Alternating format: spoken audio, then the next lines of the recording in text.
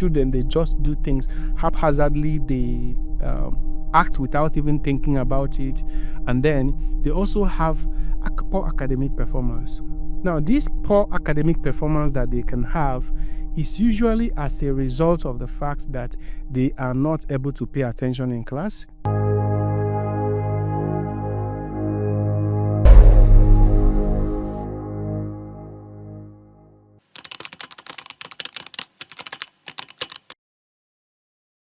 Do you know any child that is very restless? A child that can't just sit in one place? A child that is very inattentive, both at home and in school? What about adults? Do you know any adult that has complained significantly about procrastination or about inability to focus, as well as being disorganized? Now, if you know any of these people, please, you may have to listen to this video till the very end, because this video pertains to this group of people. So today I'm going to be talking about ADHD. ADHD means attention deficit hyperactivity disorder. So attention deficit hyperactivity disorder is a type of mental health disorder. It is actually a neurodevelopmental disorder, meaning that it is a problem with the development of the brain. Okay? So it's a problem with the development of the brain that starts usually in childhood, and most times it progresses even as an adult. Now, let me start with that of the children, that is childhood ADHD. Now, what are the symptoms? How do you know that a child has ADHD? One of the commonest things that you notice is hyperactivity. Most children who have ADHD usually present with hyperactivity, meaning that this set of children cannot really sit in one place. They move about a lot. They climb chairs, climb tables at home. In the process, they even destroy things at home. So they have hyperactivity. They are inattentive. So they have inattention. They can't really focus attention to anything. They are very distracted. So this is how to know children with ADHD: hyperactivity and then inattention. Now, children also can have impulsivity. Impulsivity means they are too quick to act. They sometimes act before they even think. So this makes them to regret some of the things that they do, especially in adults anyway, who regret. In children, they just do things haphazardly. They act without even thinking about it. And then they also have a poor academic performance.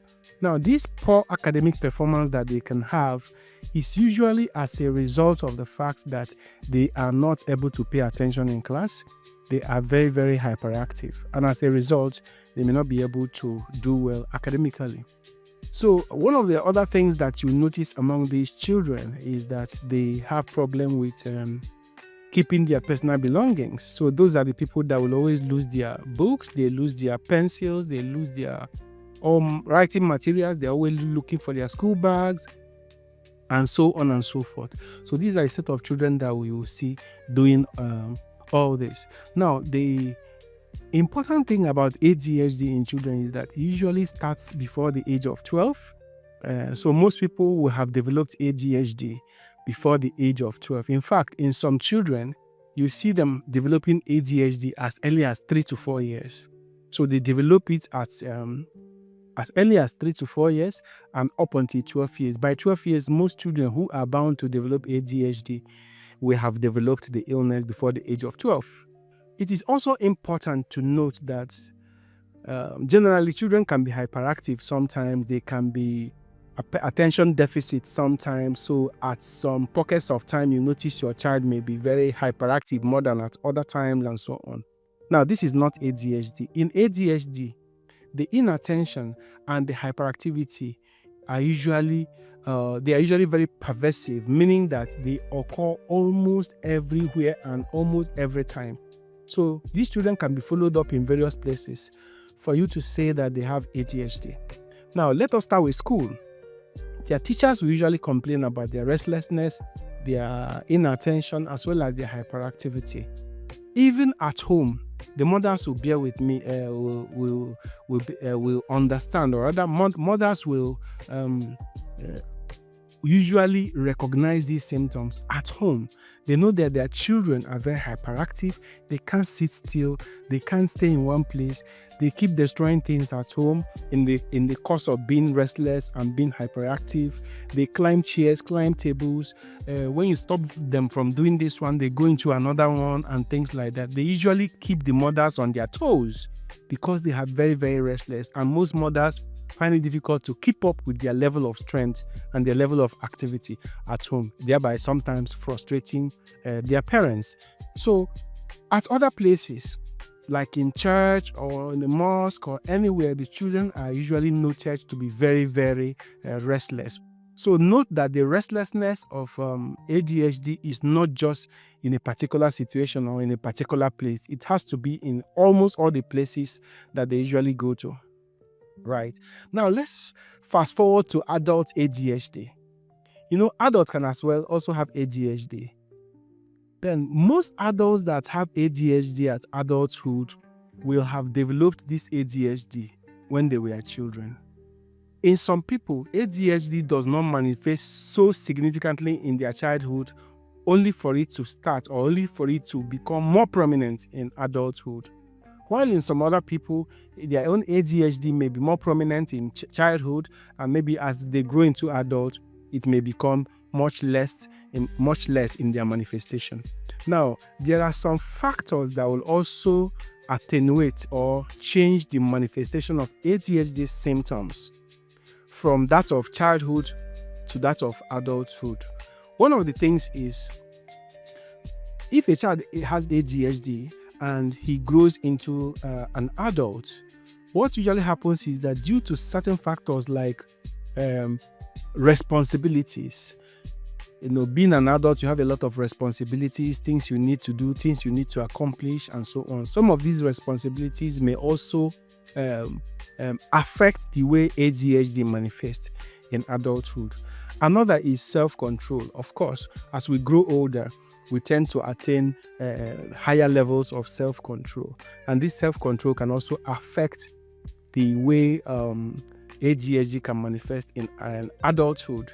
So that means that child that was extremely very restless, not staying in one place, destroying things at home and so on, it may not manifest like that in adulthood. So you can imagine an adult that is so restless, climbing tables and chairs and all that. And I'm not sure any adult will want to do that, even with ADHD.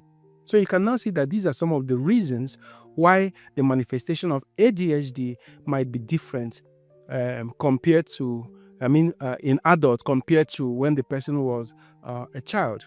For a good number of my patients, there are certain symptoms that they present with that are in ADHD that are very common compared to others. Most of my patients complain of difficulty focusing. They have problem with focusing. They complain that they cannot focus, they cannot complete any task, so they are very, very disorganized. They also complain of disorganization. Yes, they complain of disorganization. They are very disorganized. They cannot really put things in place. They cannot really accomplish tasks because they feel disorganized, both in their head, of course, in their actions, So they are very disorganized, both in their way of thinking and, of course, in their way of acting. So they complain of disorganization, they complain of difficulty focusing.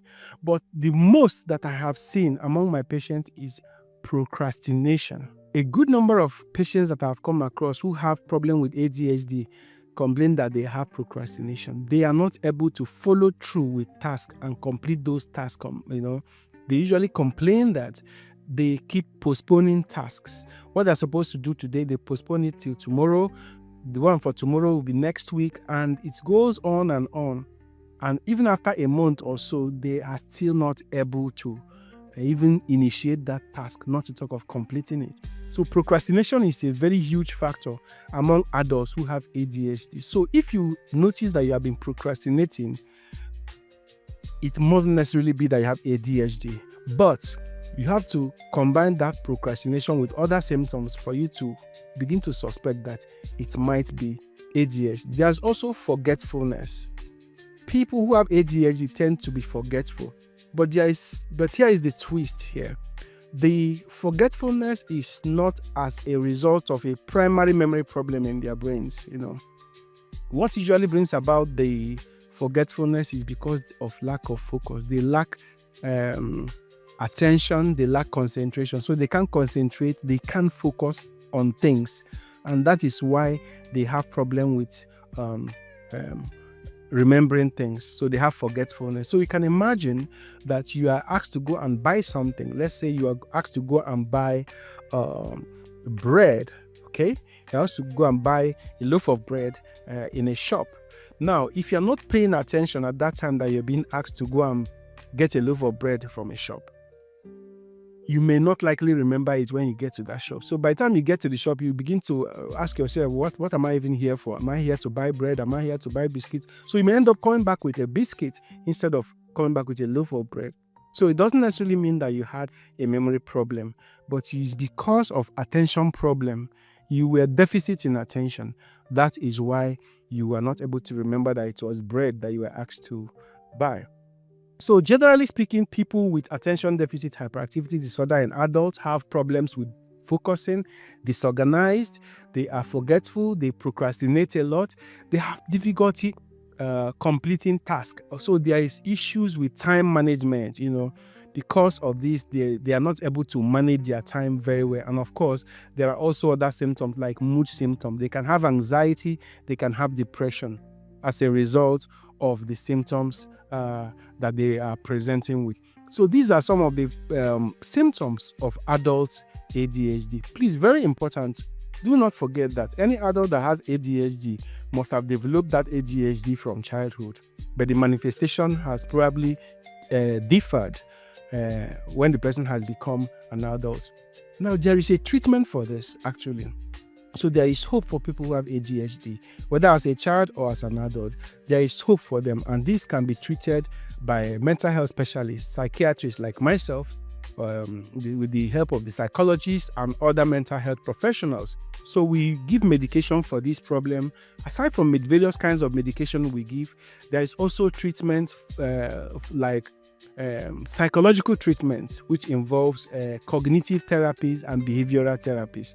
Don't worry about this grammar. The psychologists will usually know how to handle it if you have anybody that has ADHD. Then there's also social interventions for all this. So to ramp it up, ADHD can occur in children, it can occur in adults, and the symptoms I have already specified in this video. So if you know anybody that has ADHD, or if you yourself you have ADHD, please just know that there is hope. Ensure that you reach out to a mental health professional for guidance so that he can actually help you to seek help wherever you may want it. So thank you very much for watching my video, and if you found this video interesting, please like, share and subscribe for more interesting and engaging videos.